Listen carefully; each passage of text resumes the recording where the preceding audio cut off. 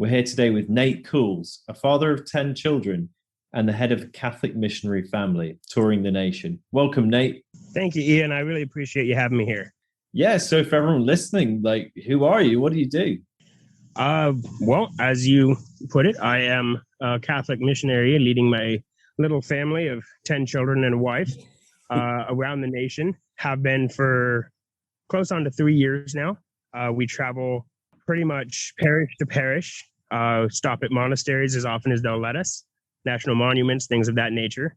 I speak on traditional family, the biblical gender roles. I speak out against the feministic society and the globalist culture of death, honestly, where not allowing you to raise a proper family, fighting against the biblical patriarchy of the father is the head below Christ and the woman follows the headship. That's it's under open attack across the globe. And so, as was said, revealed by our Blessed Mother at Fatima, the final attacks will be against the family. And so we are trying to combat that as best as we can. For everyone listening, I had a Zoom call with Nate. It was last week, wasn't it? And I was just blown away. I've never met a missionary family before. I don't think I've ever heard of a missionary family, let alone 10 children. And they follow, the lovely thing is they follow their dad around. And his main mission, I mean, ultimately his main mission is them. But then also his particular vocation is to just spread the Catholic faith and what the Catholic faith says about family. And I've kind of personally experienced this. Like, maybe he's just a young single Catholic guy dating, discerning marriage. And it's quite difficult that the traditional Catholic teaching on marriage, it's so hard to hear that with the noise of the world. And I love how you're going around, not just you by yourself, but as a whole family, and you've given up everything. And everything. Just like the disciples, just like I'm reminded of Saint Francis, you know, so how did you get into this? Like, how did you start? And what are some of the most the most amazing experiences you've had on the road? We're coming up here on 16 years married. We started off rather unconventionally. Well, conventionally of 100 years ago. Unconventionally of modern society. We met at church. I was 15 when we first met. We were separated by more than 150 miles. So seeing each other regularly was not possible. And so we wrote letters for almost 3 years, like handwritten letters back and forth. And then I knew that from the rather low place financially that I was coming from, I was a manual laborer. I grew up on a farm. I didn't have a lot to offer. I ended up joining the Army, and we got married just after boot camp. And then how did we get started on this journey? Well, that question that I'll present here in a second is what began this journey for us at least 12 years ago, maybe more. Yeah. And it was, how am I leading my family any different than your average societal Joe Schmo who has no religion? What is different in my life? That is such a good point.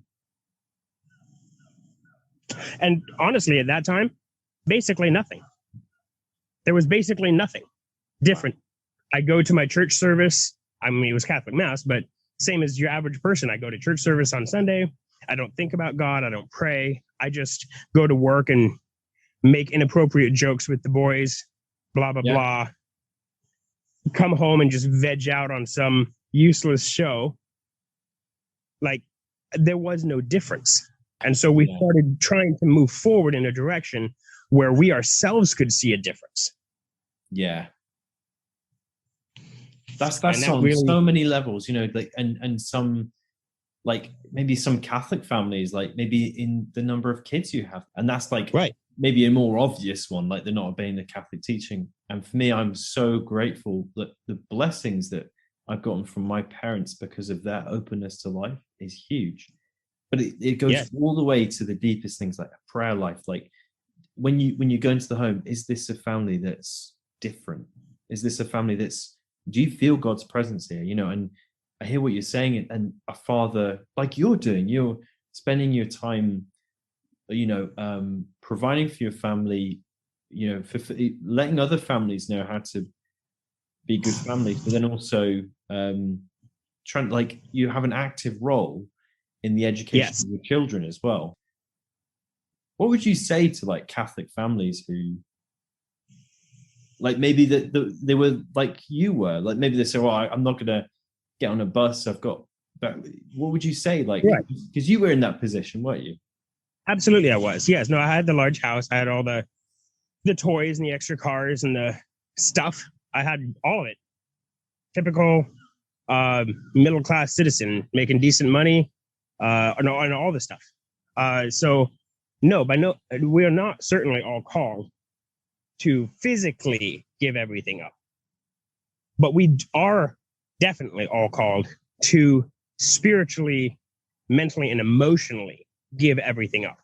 And what I mean by that is, if when you look at whatever it happens to be in your life, in the things that you have, even let's just say your home, right? Let's say you own a home. I had a big, nice 2-story house. If you look at it and you're like, in this situation of societal collapse or something, and there are families in need, or, well, a big hurricane just hit down here in Florida. There are tens of thousands of families displaced, so their homes are destroyed.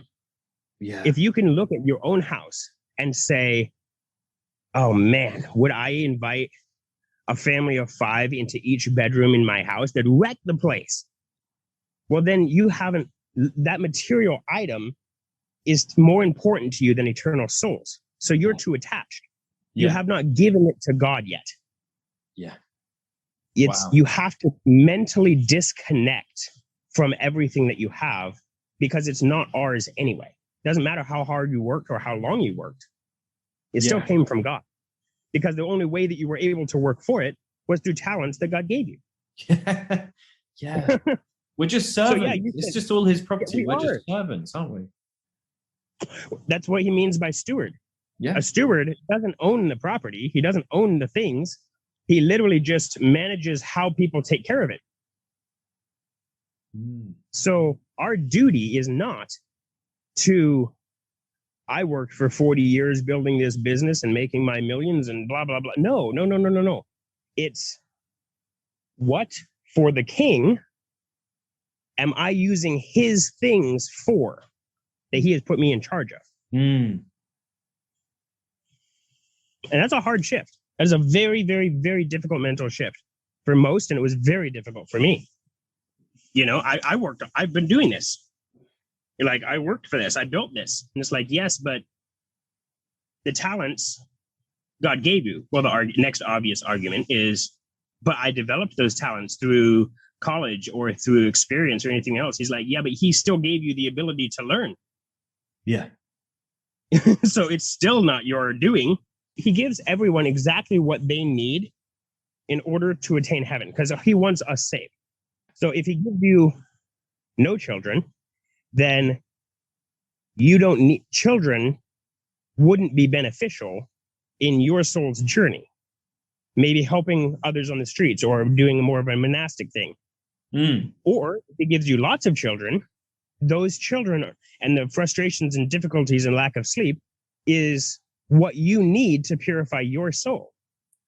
So he gives each person what they need so that they have the tools to accomplish the end goal. Yeah, and also from the child's perspective, they need holy parents in order to saints. Yeah. Back to Therese of Lisieux, both of her parents are sainted, and all of her sisters are blessed or canonized. And you're like, well, how many families of saints do you see? And you're like, well, why would that be? Well, they have to live in the world, providing for the children, providing for each other in a very, very engaged way in the world. And that is, to most people, almost impossible to live fully for God while having to be entirely in the world. They're too busy with bills and broken down cars and all of the things that happen in life to pursue holiness. So that's where my wife and I, we stepped away from all of that so that our focus could not be, got to get the car fixed, got to get the lawn mowed, got to get, blah, blah, blah. No. We stepped away so that our focus could be wholly on spiritual development in holiness. And then after that, we'll worry about the physical needs. All of these things will be added unto you. Matthew's gospel. He actually spelled out what will be added unto you. He said, riches and monies and home and fathers and mothers will be given to you. Even more interesting, same gospel of Matthew. He says, not only in the kingdom of heaven, but here in this time. So it's not just in heaven that you will be rewarded for living for him alone. He'll reward you here on earth as well. Not specifically in things. Sometimes it is. I mean, here we are almost 3 years after giving up everything. We've never gone hungry. We've never gone hungry. We've never not had clothing. We've never not had a roof over our head. We've never not been able to get to mass, even during the pandemic. Oh, that's amazing. Wow. So, and and just to fluster everyone in society, I have not had a steady job or a normal income of any kind for that amount of time. Yeah, that must annoy people because you've got everything you need, and also you get to live your vocation and do what your dream job. Well, which is what you can only do if you follow God and do what He asks you to do, and you've got a big family as well. Yep.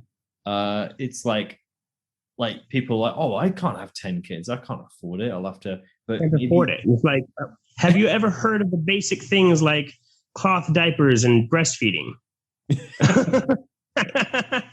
Right. But the whole idea that because we've heard it, we hear all the time. How do you afford it? And it's like, basically, I don't. Yeah. Because it doesn't cost anything to have a child. It doesn't. Yeah. The woman's body is going to have the child regardless.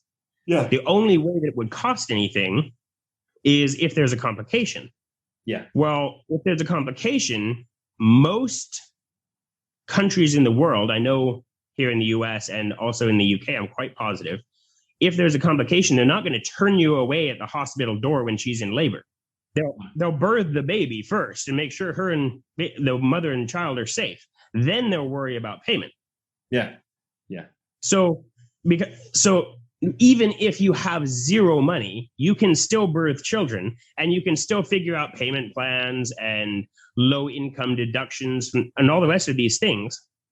So, and then when you're raising the child, the level of free clothing and everything else you can get, because there's so many charities and everything else. Or even just showing up at church, people will give you the bags of their children's clothes from 20 years ago. Oh, so it's like clothing them costs basically nothing. Feeding them is not difficult if you do a little bit of research and feed them nutrient-dense whole food. Then they need far less to consume than your average person. And then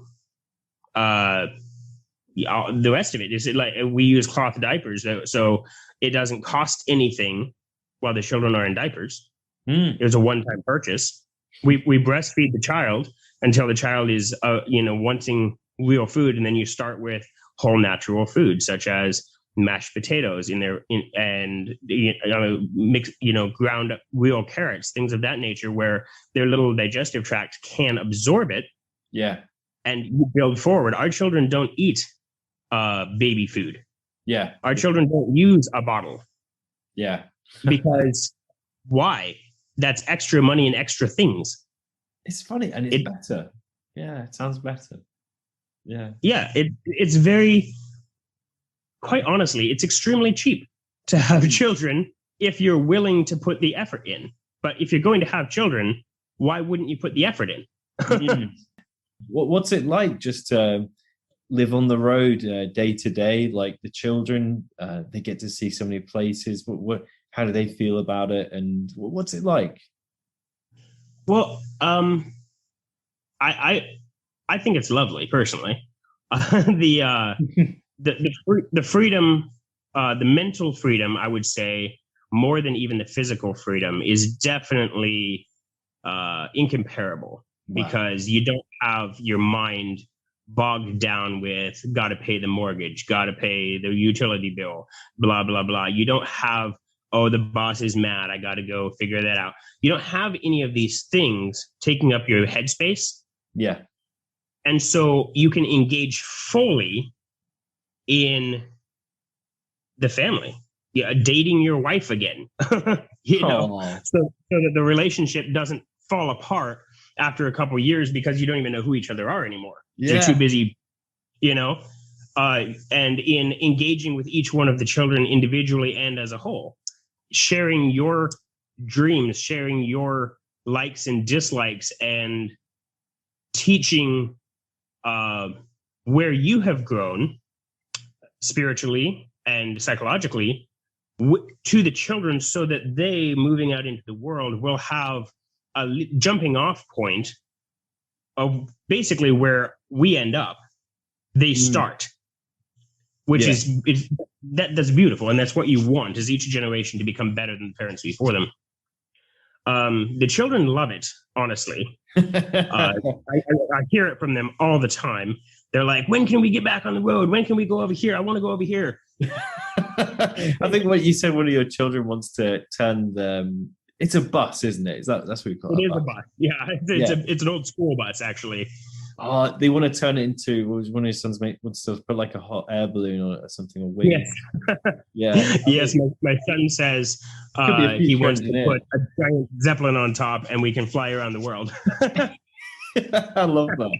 Well, maybe, if you become a grandfather, you might have your own kids in a fleet following you around, Who knows? Who knows? And yeah, that's the beauty of it, is we never once said we were going to live forever on the road, and we never once said we weren't. Yeah. It's at this time, this is what we are called to do, and it makes sense. And the children are not deprived of interaction or friendships or anything of that nature, because almost every parish we stop at, there ends up being several families who invite us to come stay, or we go to, the barbecues, or we hang out with the priest, and they have, in effect, extra siblings, cousins, grandfathers, grandmothers, aunts and uncles all over the nation. Yeah. And they write them letters, and they make phone calls, and they FaceTime them. And it's like, we're not taking away their ability to grow socially. We're actually expanding the horizons in many ways. Because it's not really homeschooling, it's bus schooling on the road. It's quite funny that. Like, it's they're very free. Like, for me, if I become a dad, I would consider homeschooling, but it's very different when you're on the road. It just seems to open up. It seems very exciting. I can imagine being life becomes an adventure. We try so hard to bring the coolness of being a Catholic back into reality. It's cool, it's fun, it's exciting. Christ lived on the road. Yeah, he did entirely, and he never worked a job. Yeah, and after he went out on his mission. Yeah, and none of his disciples worked a job and did the secure, safe thing and made sure that it was a comfortable, stable environment. None of it. And guess what? None of them needed to. As said in Luke's gospel, the laborer is worth his meat. Yeah. When they showed up, the people would care for them because they were bringing things spiritually that the average person never thought about and couldn't had because they're too busy with paying the bills. So when the apostles would show up, all they wanted to do was invite them into their home and listen and try and expand their own understanding, because it's something they couldn't come to on their own. Yeah. Which is really fantastic. But yeah, the kids love it. My wife, she loves it.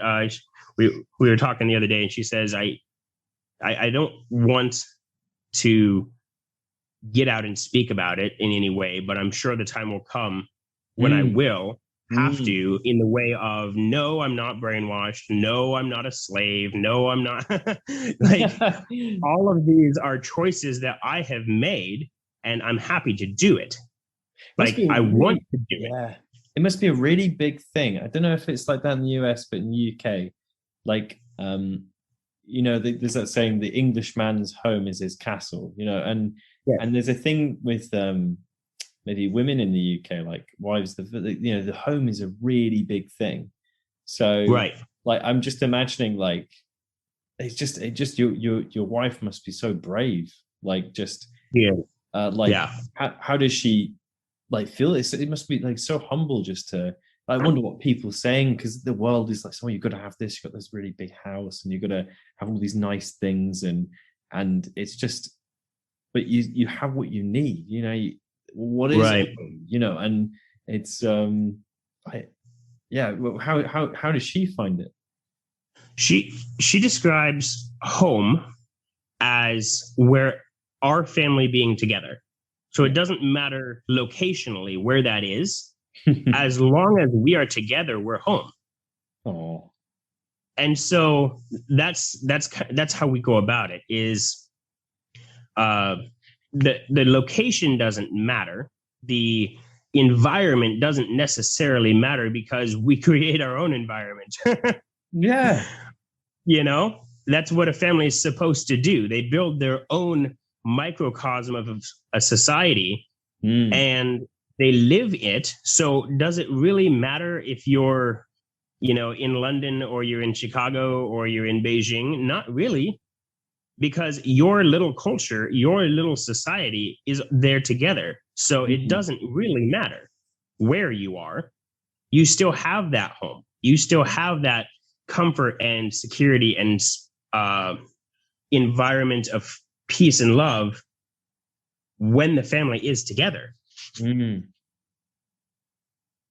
Yeah, it's so, because I'm just reminded of Mary, really, what she would have thought family was, and they moved around a lot, maybe not as much, not even as much as your family, but they went to Egypt, a completely different country and people. They lived in Galilee and Nazareth, and I was fortunate to go to the Holy Land quite recently, and just fantastic. Yeah, just seeing the places and seeing how far they would have walked, and like they were very nomadic to like travel that distance on foot with just maybe in a blazing desert. yeah, exactly. And this is not just getting your AC car and drive to the store. No, this is, you got sandals, like you don't even have closed-toed shoes, and you're walking across a desert. Exactly. And you don't have a nice school bus to be in as well, I can say. No, like, you don't. But even Mary, maybe what she would have thought family was like was, well, I've got Joseph and I've got Jesus, what more do I need? What more do I need? Yeah. Wow. Yeah. So that's, our home to us is being together. Yeah.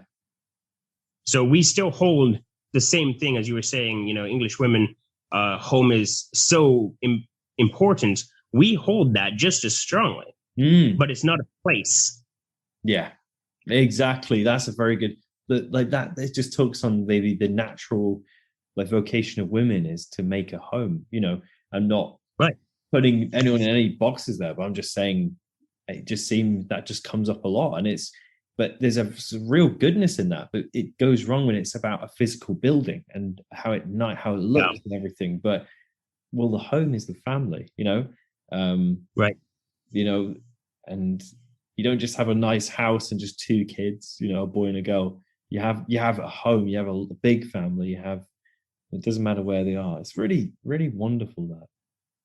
It is. And having a nice house and having your 2 kids and everything else you can still have a loving home there, but there has to be, I mean, is that environment done because it's what is accepted?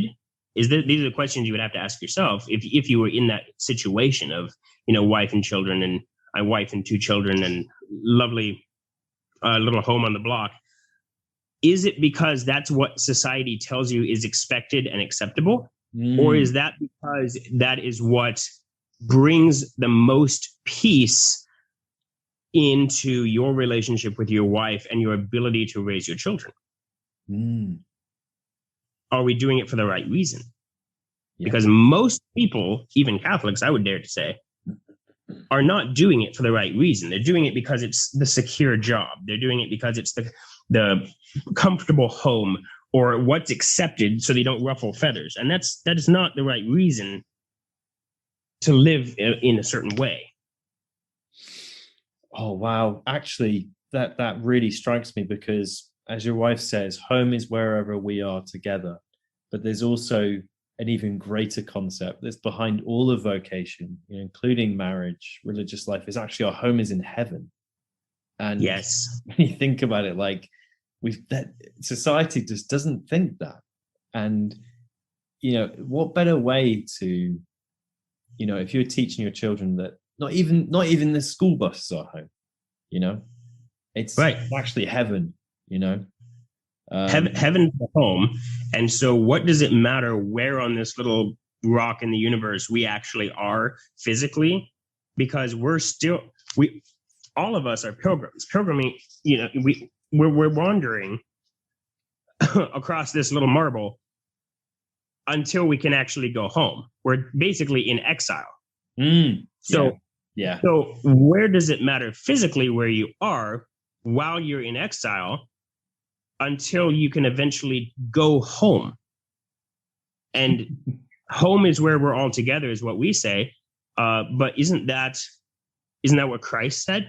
I make you my brothers and sisters, and I welcome you into the home of my Father. Yeah.